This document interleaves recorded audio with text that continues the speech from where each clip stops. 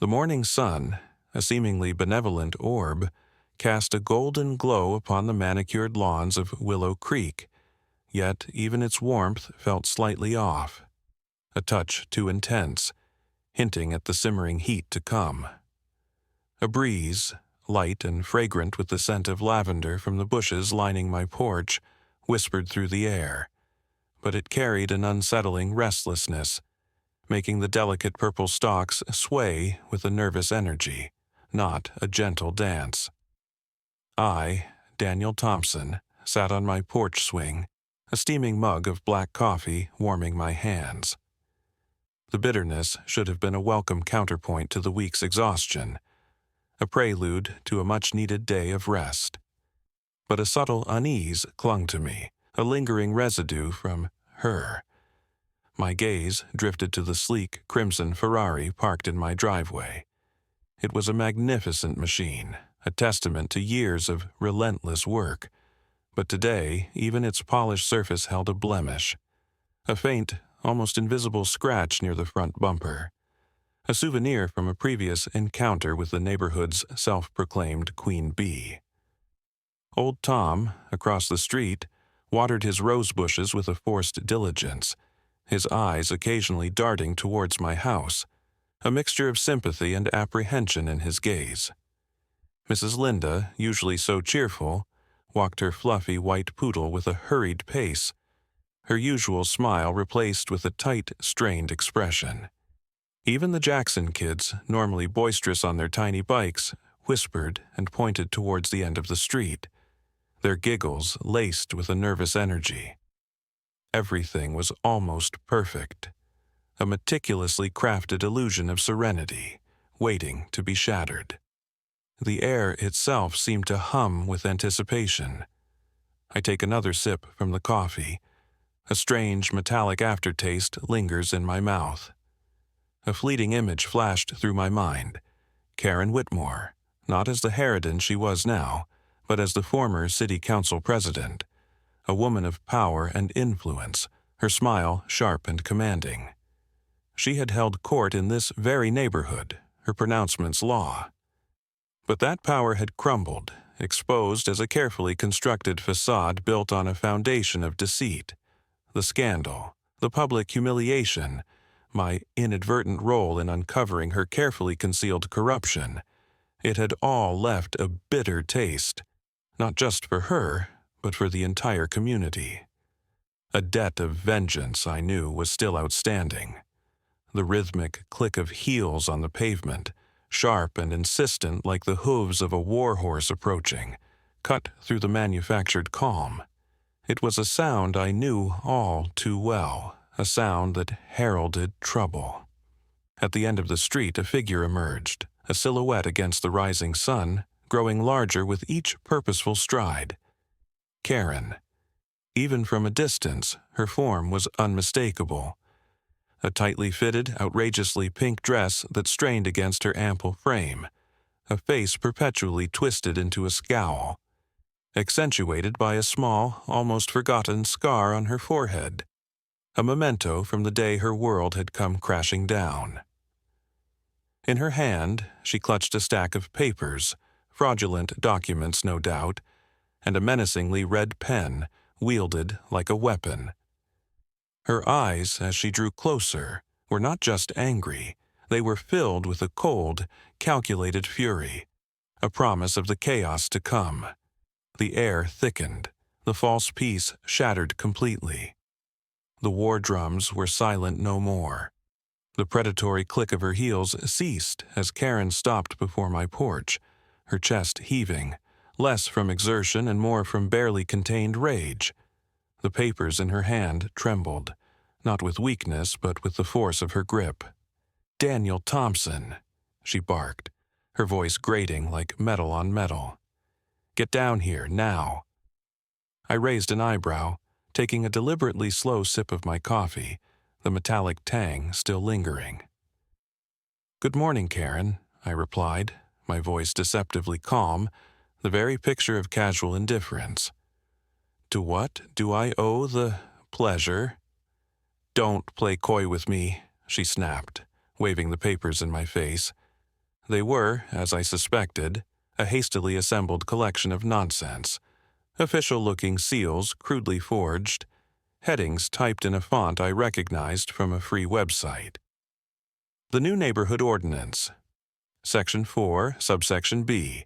You own too many vehicles. Excessive road usage. You owe a $10,000 maintenance fee. $10,000? I chuckled softly, a sound devoid of actual humor.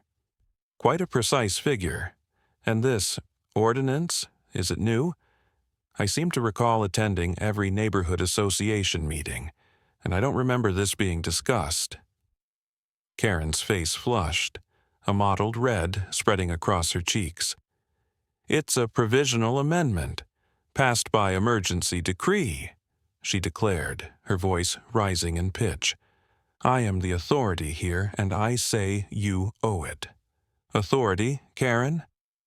I set my mug down, the ceramic clinking softly against the wooden porch railing. The sound, small as it was, seemed to cut through her bluster. Let's be clear. You were removed from authority, quite publicly, I might add, for, shall we say, financial irregularities? A murmur rippled through the gathering crowd of neighbors.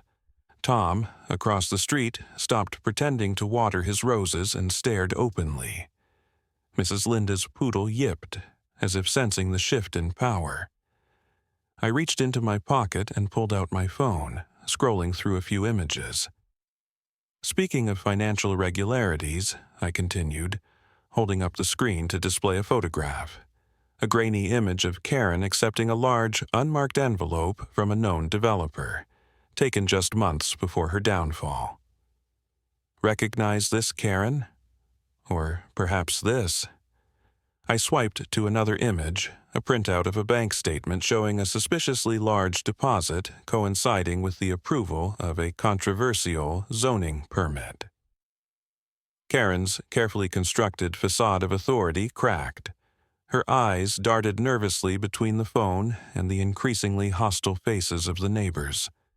From behind a azalea bush, Tom cleared his throat. "Daniel," he said, his voice surprisingly firm, I might have something relevant to this. Karen approached me last week, tried to get me to sign a petition. Something about banning excessive vehicle displays.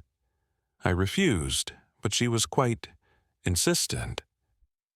He produced a crumpled piece of paper from his pocket, the same shoddy font as Karen's ordinance. "This is a conspiracy," Karen shrieked, her voice cracking. "You're all against me. You're jealous of my position," she sputtered, grasping for any semblance of control. "Jealous, Karen?" I asked, my voice dangerously low. "Or perhaps people are simply tired of your lies and your petty attempts at extortion." I looked her directly, with hard eyes. You think you're so smart, Thompson," she hissed, her voice dripping with venom. "With your fancy cars and your smug attitude, you'll regret this. I have a plan, a big plan. This isn't just about the money anymore. This is about making you pay for everything." The raw hatred in her eyes sent a shiver down my spine, despite the warm morning air. It was a declaration of war, a clear sign that this was far more than a simple neighborhood dispute. This was personal. This was dangerous. This leads us to a dark and fearful night. Karen's parting words, spat out with venomous intensity, echoed in my mind long after she'd stomped away, her heels leaving angry indentations in the soft earth of Mrs. Linda's flower bed. It wasn't just the threat itself, but the chilling conviction behind it. This wasn't the usual Karen, the petty tyrant of parking spaces and leaf-raking regulations. This was something darker, something fueled by a deep-seated, festering resentment. Later that day, a discreet inquiry, a phone call to a contact in the local police department, confirmed my suspicions. Karen had been making inquiries, not about neighborhood ordinances, but about accelerants. And a known local thug, a man named Fingers Malone, had been seen loitering near my street, his eyes lingering on my property. It wasn't difficult to connect the dots. This was premeditated. This was escalating.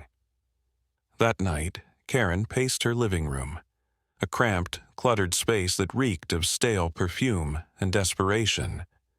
The grand mansion she'd once occupied, the symbol of her former power, was a distant memory, a casualty of her downfall.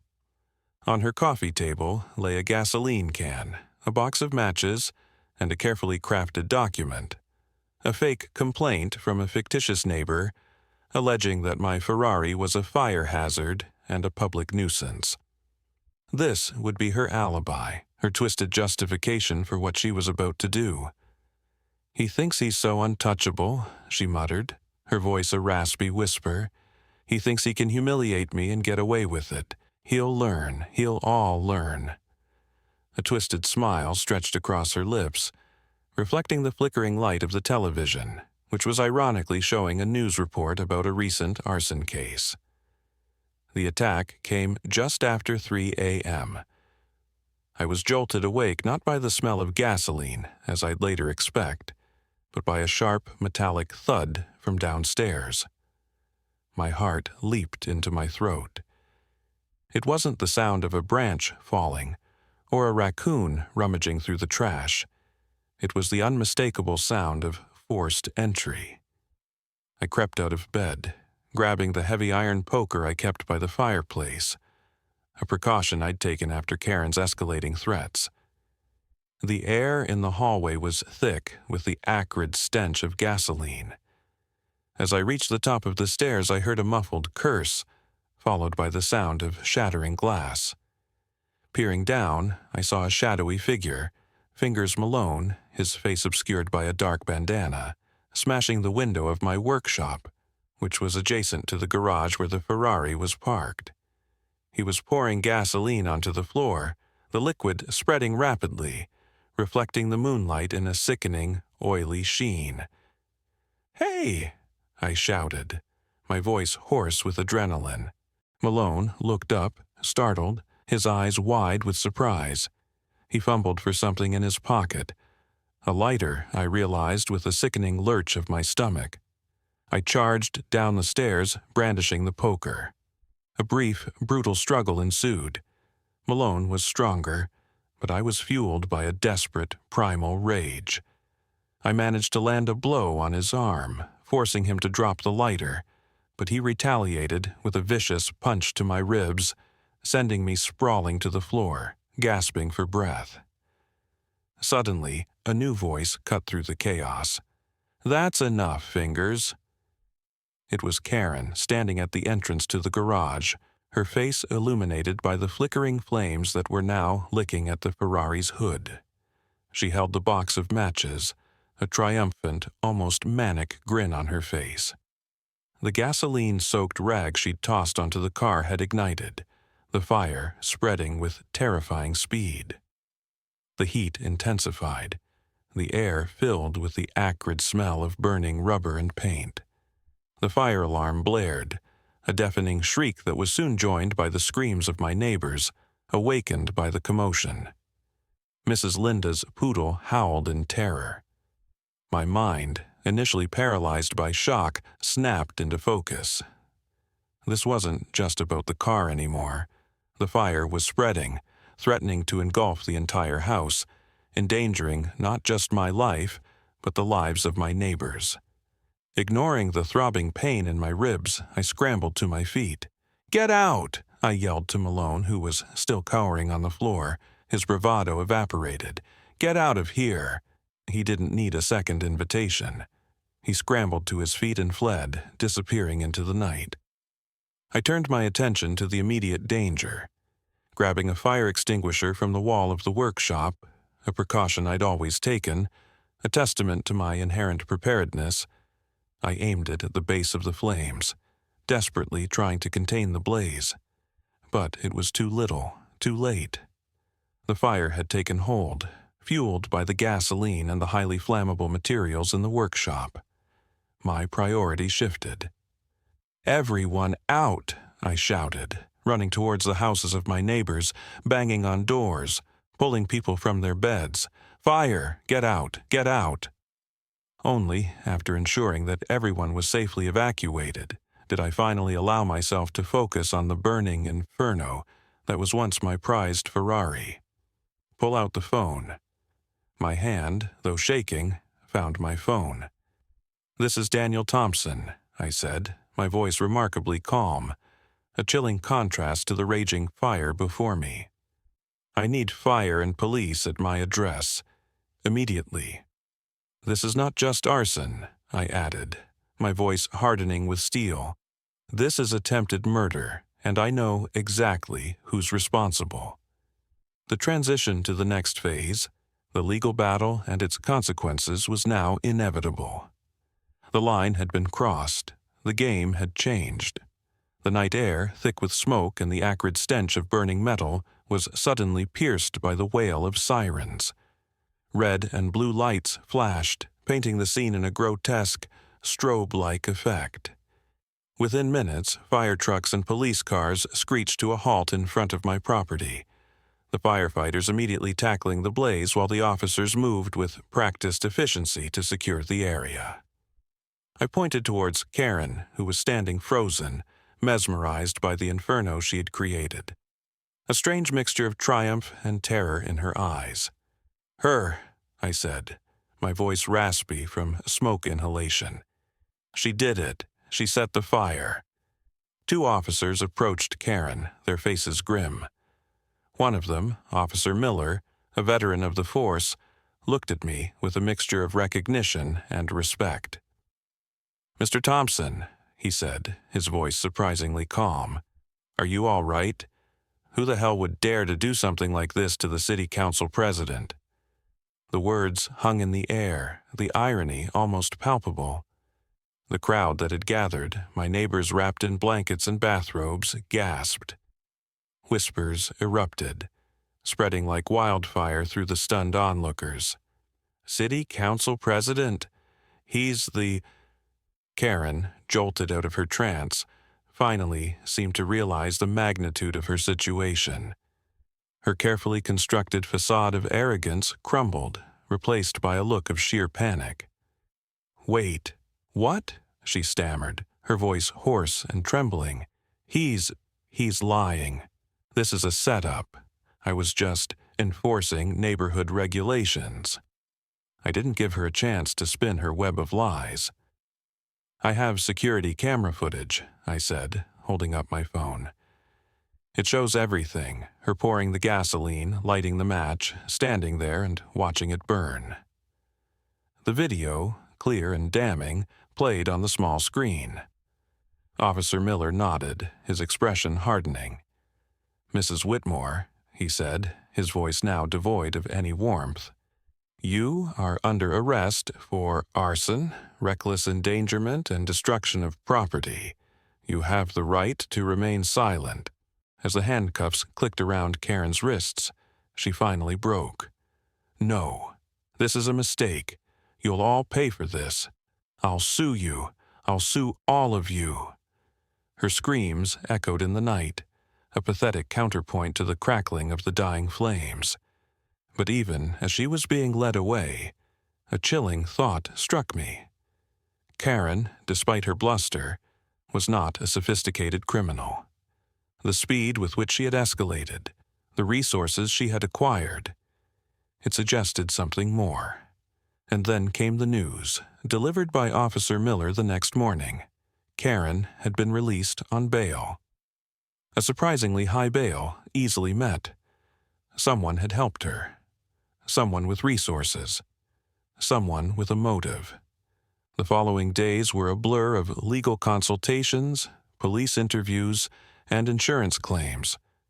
My lawyer, a sharp, no-nonsense woman named Sarah Chen, warned me that this wouldn't be a simple case.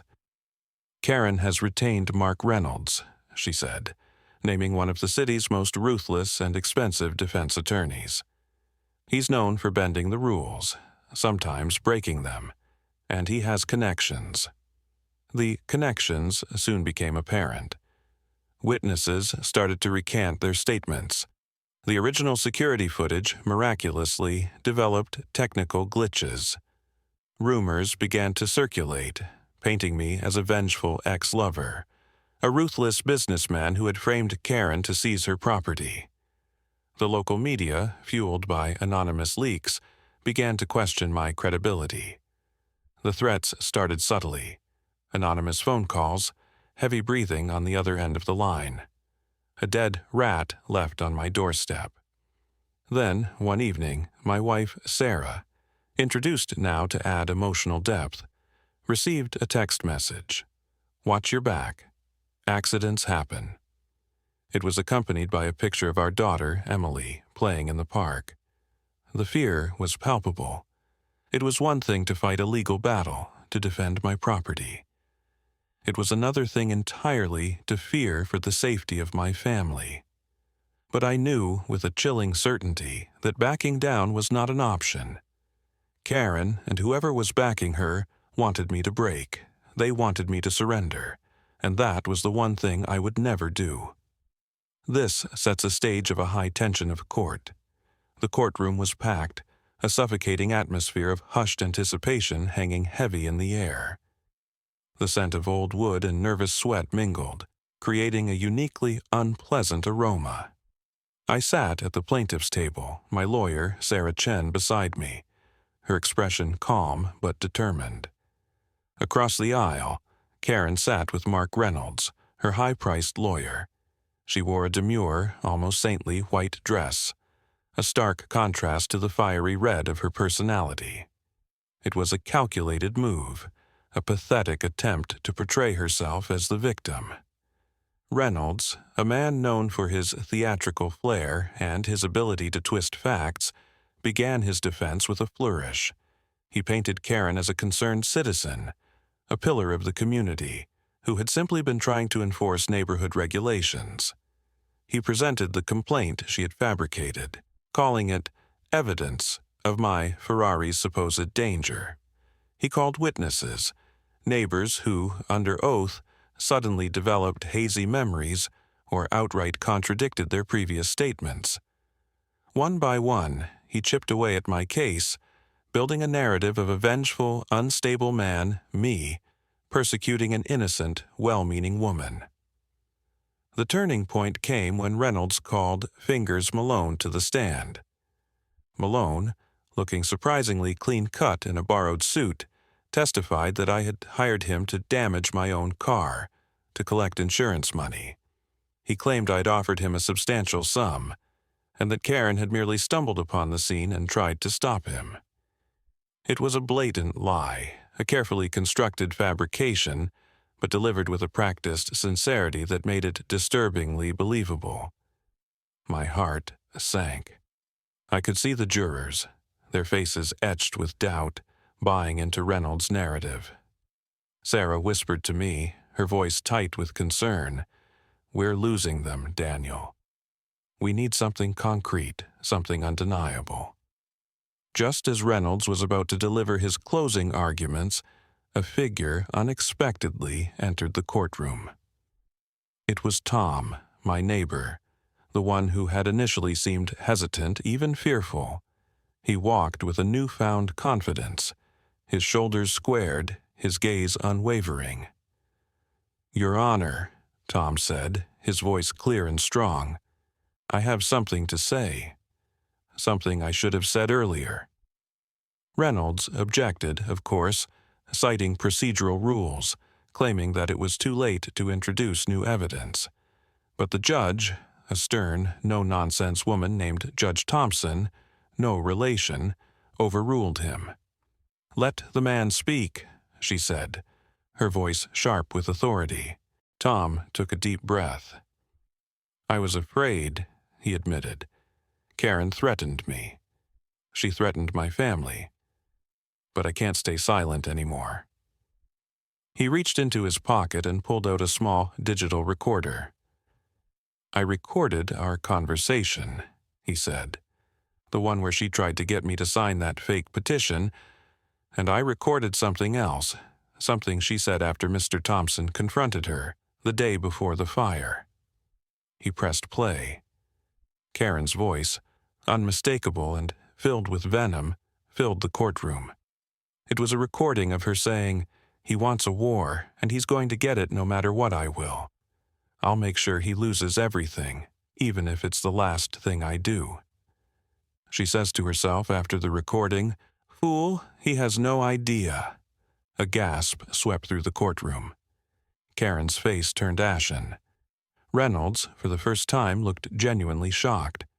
The carefully constructed facade had crumbled, revealing the ugly truth beneath the recording was the final nail in Karen's coffin. The jury, after a brief deliberation, returned a verdict of guilty on all counts. Arson, reckless endangerment, attempted insurance fraud, and a slew of other charges. The underground force, it turned out, was a corrupt city official who had been taking bribes from Karen for years, and who was now facing his own investigation. As Karen was led away, her face a mask of despair and rage, she locked eyes with me. There was no triumph in my gaze, only a profound sadness. This wasn't a victory, it was a tragedy of ambition, of resentment, of a life consumed by bitterness. The system, though flawed and challenged, had ultimately worked, but the scars, both visible and invisible, would remain. The true ending is yet to come. The gavel fell, the sound echoing through the now silent courtroom, a punctuation mark on a long and arduous chapter. Justice, in its imperfect way, had been served. I felt a wave of relief, but it was tinged with a deep, lingering exhaustion. The victory was hollow. The Ferrari was gone, reduced to a twisted, charred skeleton. My family had been terrorized. The sense of security in our home shattered. The legal battles had drained me, both emotionally and financially. I had won, but at a significant cost. The easy peace of those quiet mornings, sipping coffee on the porch, seemed a distant, almost forgotten dream. Karen was sentenced to a substantial prison term. Her mansion, the symbol of her ill-gotten power, was seized and auctioned off to pay for restitution. Her name, once associated with, albeit begrudgingly, respect, was now synonymous with infamy. The local newspapers ran headlines, "Neighborhood tyrant toppled," "Arsonist gets her due." But even her downfall brought little satisfaction. It was a Pyrrhic victory, a reminder of the darkness that can lurk beneath the surface of even the most seemingly ordinary lives. As I walked out of the courtroom, into the bright sunlight, I took a deep breath. The air, though tinged with the ever-present exhaust fumes of the city, felt cleaner somehow. The immediate threat was gone, but a lingering question remained. Had Karen truly acted alone? Or were there other unseen forces at play? The underground force had been exposed, but corruption, like a hydra, often had many heads. And as I glanced back at the courthouse, a chill ran down my spine. I couldn't shake the feeling that this wasn't entirely over. Maybe, just maybe, Karen's final words in that courtroom, though fueled by madness and defeat, held a grain of terrifying truth. There is always a price for every action.